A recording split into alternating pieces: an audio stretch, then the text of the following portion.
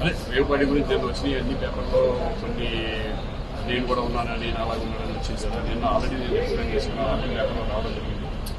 కానీ మీరు కూడా ఇటువంటి ఇన్సిడెంట్లు రాయడం ఎందుకంటే మంచిది.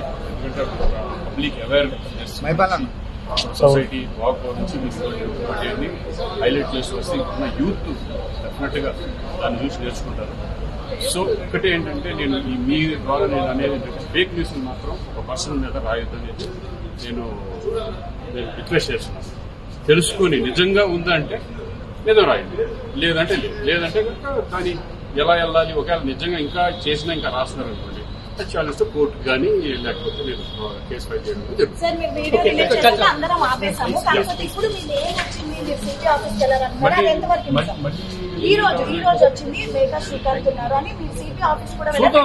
ఒకవేళ నిజంగా ఎవరన్నా రాస్తే నేను డైరెక్ట్ కోర్టుకి వెళ్తాను, కోర్టులో తెచ్చుకుంటాను, నేను ఫైల్ చేస్తాను. ఒకవేళ అటువంటిది వాళ్ళు కనుక ఫేక్ కనుక చేయగలిగితే నేను కంప్లైంట్ ఇవ్వడానికి రెడీ. మరిన్ని వీడియోస్ కోసం ఛానల్ ని సబ్స్క్రైబ్ చేయండి. లేటెస్ట్ అప్డేట్స్ కోసం వాట్సాప్ ఛానల్ ని ఫాలో చేయండి. అండ్ లింక్ డిస్క్రిప్షన్ లో ఉంది.